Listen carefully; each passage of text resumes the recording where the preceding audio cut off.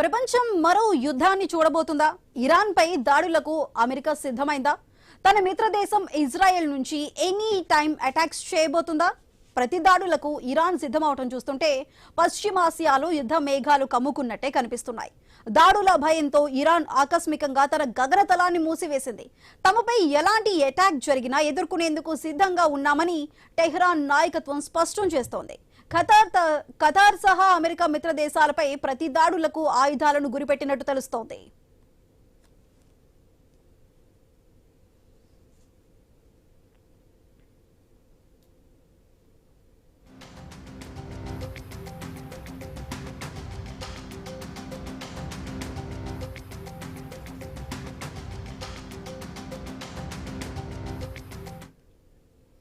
పశ్చిమాసియాలో యుద్ధ భయాలు తారాస్థాయికి చేరాయి. మరో 24 గంటల్లో ఇరాన్ పై అమెరికా దాడులు చేస్తుందంటూ జరుగుతున్న ప్రచారం ప్రపంచ దేశాలకు ముచ్చెమటలు పట్టిస్తోంది. ఒక బాంబు పడినా పరిస్థితి ఎలా తయారవుతుందో అనే ఆందోళన కొనసాగుతోంది.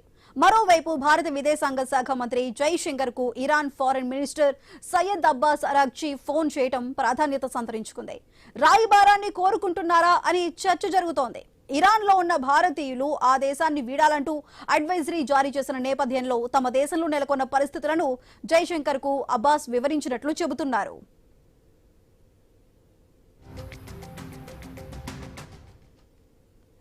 ఇరాన్ లోనూ పరిస్థితులు చేయిదాడుతున్నాయి. ఆర్థిక వ్యవస్థ పతనంతో కొనసాగుతున్న అల్లర్లు హింసాత్మకంగా కొనసాగుతున్నాయి. 2000 మంది చనిపోయినట్టు 2 రోజుల క్రితం అధికార వర్గాలు ప్రకటించాయి.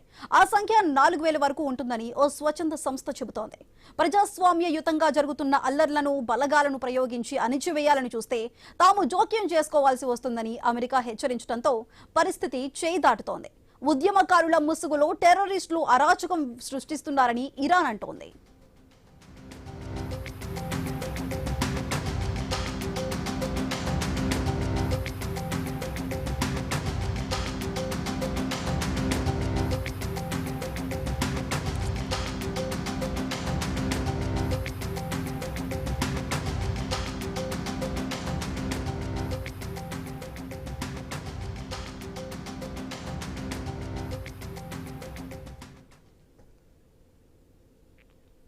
ఇప్పుడు మనతో పాటు ఈ అంశం గురించి మాట్లాడడానికి విశ్లేషకులు మన్యం కోటేశ్వరరావు గారు అందుబాటులో ఉన్నారు. కోటేశ్వరరావు గారు నమస్కారం అండి.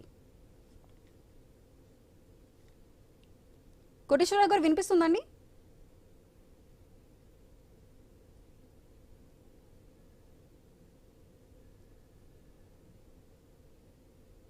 హలో కోటేశ్వర గారు వినిపిస్తుందండి? వినిపిస్తుంది సార్, ఇక్కడ ఆయుధ సత్తా కలిగిన ఇరాన్ మీద అమెరికా దాడులు చేసే అవకాశం నిజంగానే ఉందంటారా? ఉంటే ఏ విధంగా ఉండబోతుంది? గత ఏడాది జూన్లోనే ఇజ్రాయెల్ ని రెచ్చగొట్టినటువంటి అమెరికా ఇరాన్ మీద దాడులు చేయించింది. ఇరాన్ కూడా ఇజ్రాయెల్ మీద ప్రతి దాడులు చేసింది. అయితే ఇజ్రాయెల్ భారీగా నష్టపోవడంతో అమెరికా స్వయంగా రంగంలోకి దిగి ఇరాన్ మీద దాడులు చేసినటువంటి సంగతి తెలిసిందే.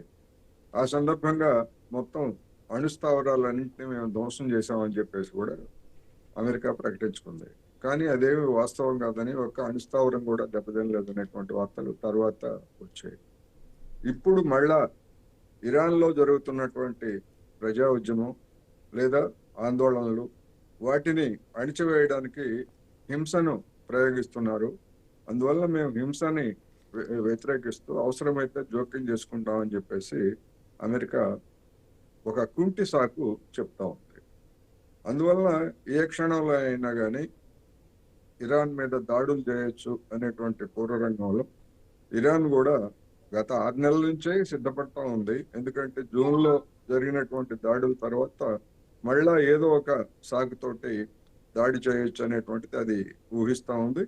అది ఇప్పుడు వాస్తవం అయిందనేది మనకు అర్థమవుతా ఉంది. రెండోది, ఇరాన్లో జరుగుతున్నటువంటి ఆందోళనల వెనుక 2 కారణాలు ఉన్నాయి. ఒకటి, ద్రవ్యోల్బణం విపరీతంగా పెరిగిపోయి జనజీవితాలు అస్తవ్యస్తమైనటువంటి మాట వాస్తవం. దాన్ని నిరసిస్తూ జనం సాధారణంగానే వీధుల్లోకి వస్తారు. అయితే ఆ వీధుల్లోకి రావడాన్ని ఆసరాగా చేసుకొని కొన్ని శక్తులు వాటిలో ప్రవేశించి విధ్వంసకాండకు పాల్పడ్డాయనేటువంటిది ఇరాన్ చేస్తున్నటువంటి ఆరోపణ. దానికి ఉదాహరణగా వాళ్ళు చెప్పేది ఏంటంటే, భద్రతా దళాలకు చెందినటువంటి 100 మంది చనిపోయారంటే సామాన్య ప్రజలైతే ఆ విధంగా చేయగలరా? కొన్ని శక్తులు ఈ విధమైనటువంటి దాడులకు పాల్పడ్డాయనేటువంటిది వాళ్ళు చెప్తున్నారు. సరే, ఏమైనప్పటికీ ఇరాన్లో ఏం జరుగుతుంది అనేటువంటిది మనకి స్వతంత్ర మీడియా సంస్థల ద్వారా లేదా నిష్పాక్షికమైనటువంటి సమాచారం రావట్లేదు. అమెరికా దాని కన్సర్నల్లో నడిచేటువంటి మీడియా ఇచ్చేటువంటి సమాచారాన్ని బట్టి మనం నిర్ధారణలకి రాకూడదు అనేది ఒకటి. అన్నింటికీ మించి అక్కడ ఏం జరిగినప్పటికీ అది వాళ్ళ అంతర్గత వ్యవహారం. అమెరికా జోక్యం చేసుకోవడానికి అమెరికాకు ఉన్నటువంటి హక్కు ఏమిటి? పోనీ భద్రతా మండలిలో ఏమన్నా చర్చించి భద్రతా మండలి నిర్ణయం ప్రకారం ఏమన్నా చేస్తున్నారా అంటే భద్రతా మండలిలో చర్చ జరగలేదు. మరి అమెరికా ఏకపక్షంగా ఏ విధంగా చర్య తీసుకుంటుందనేటువంటిది ఇవాళ ప్రధానమైనటువంటి ప్రశ్న. కోటేశ్వర్ గారు, ఇప్పుడు జైశంకర్ కు కూడా ఇరాన్ విదేశాంగ మంత్రి అబ్బాస్ ఫోన్ చేయడాన్ని అసలు మనం ఏ కోణంలో చూడాలంటారు? అంటే భారత్, అమెరికా రెండు కూడా జిగిని దోస్తులు అనేటువంటిది గతంలో డొనాల్డ్ ట్రంప్ చెప్పారు, మన నరేంద్ర మోడీ గారు కూడా చెప్పుకున్న సంగతి తెలిసిందే మనకి. హౌడీ మోడీ పేరుతోటి ఏ విధంగా ట్రంప్ మన మోడీ గారు కౌగిలింతలతోటి లేకపోతే చట్టపట్టాలు వేసుకొని తిరిగారు. అందువలన మీరైనా చెప్పండి అమెరికాకి ఇది తగదు అని, మీరైనా చెప్పండి అనేటువంటి ఒక దౌత్యపరమైనటువంటి అంశంలో భాగంగా మాత్రమే భారతదేశానికి ఇరాన్ ఆ విధమైనటువంటి ఫోన్ కాల్ చేయడం లేదా మాట్లాడటం అనేది, దాన్ని ఆ విధంగా మనం అర్థం చేసుకోవాలి. మరి దానికి ప్రతిగా భారతదేశం ఏమైనా స్పందిస్తుందా లేదా అన్నట్టు ఇప్పుడు బంతి మన కోర్టులో ఉంది అని కూడా చెప్పుకోవచ్చు. సరే, ఇప్పుడు ఈసారి బుల్లెట్ మిస్ కాదు అంటూ ట్రంప్ ఇచ్చిన వార్నింగ్ ని, అసలు ఆ వార్నింగ్ ఇంపాక్ట్ ఏ విధంగా ఉండబోతుంది? దాంతో ఇరాన్ కూడా గగనతలాన్ని మూసివేసింది, దాడులు జరగొచ్చు అనే అవకాశం ఉంది కాబట్టి గగనతలాన్ని కూడా మూసివేసిందని అంటున్నారు. ఈ ఇంపాక్ట్ ఎంతవరకు ఉంటుంది? ఈసారి బుల్లెట్ మిస్ కాదు అంటే పోయినసారి మేము చేతులు కాల్చుకున్నామని ట్రంప్ అంగీకరించడమే అనేది ఒకటి స్పష్టం.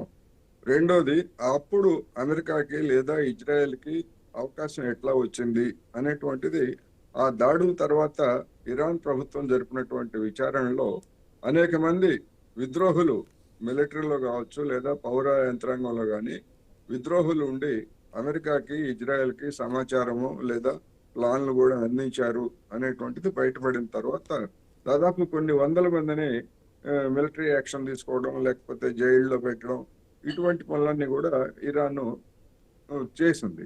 అదేవిధంగా తన యొక్క గూఢచర్యల్ని లేకపోతే ఇతరత్ర లోపాలన్నింటినీ కూడా సవరించుకొని మళ్ళా అమెరికా దాడులు చేస్తే ఏం చేయాలి ఏమిటనేటువంటిది నిజానికి ఒక 6 నెలల ముందు నుంచే అమెరికా ఇరాన్ సన్నాహాలు చేసుకుంటా ఉంది. ఎదురు దాడి చేయడానికి కాదు, ఆత్మరక్షణకి. ఒకవేళ తమ మీద దాడి చేస్తే ఏ విధంగా ప్రత్యర్థులను దెబ్బతీయాలి అనేటువంటి ప్లాన్లు కూడా అది వేసుకుంటా ఉంది. అందుకనే ఇప్పుడు నిన్న ఈ రోజు వచ్చినటువంటి వార్తల ప్రకారం కొన్ని ప్రాంతాల నుంచి అమెరికా తన విమానాలని అదేవిధంగా తన సిబ్బందిని కూడా వేరే ప్రాంతాలకు తరలిస్తుందనేటువంటి వార్తలు వచ్చాయి. అందువలన ఎవరికి వాళ్ళు తగినటువంటి జాగ్రత్తల్లో ఉన్నారు. ఈసారి మరింత పెద్ద ఎత్తున దాడులు చేస్తాం అనేటువంటిది ట్రంప్ హెచ్చరికలో ఉన్నటువంటి ఉద్దేశం. అదే సమయంలో రండి మా సత్తా కూడా చూపిస్తామని చెప్పేసి ఇరాన్ కూడా దానికి ప్రతికూలంగానే చేసింది. కానీ ఇక్కడ మనం గమనించాల్సింది ఏంటంటే అమెరికా మొత్తంగా తన శక్తియుక్తులన్నింటినీ ఇరాన్ మీద కనుక కేంద్రీకరించేట్లయితే ఇరాన్ తట్టుకోగలదా అనేటువంటిది పెద్ద ప్రశ్న. ఆ విధంగా భారీ దాడిని చేయాలంటే అమెరికాకు కూడా ఎంతో సన్నాహం అవసరం. ఇప్పటికిప్పుడు ఒక విమానాన్ని పంపించేసి బాంబేసి మేము దాడి చేసామంటే కుదరదు. మనం 6 నెలల క్రితం కూడా మనం చూసాం. అందుకని అటువంటి యుద్ధ సన్నాహాలు ఇప్పుడు మరి అమెరికా పెద్ద ఎత్తున చేస్తుందా లేకపోతే అక్కడ ఉన్నటువంటి మధ్యధరా సముద్రంలో ఉన్నటువంటి నౌకాదళతోటి లేదా మిలిటరీతోనే దాడుల్ని ముగిస్తుందా పరిమితంగా అనేటువంటిది మనం చూడాలి.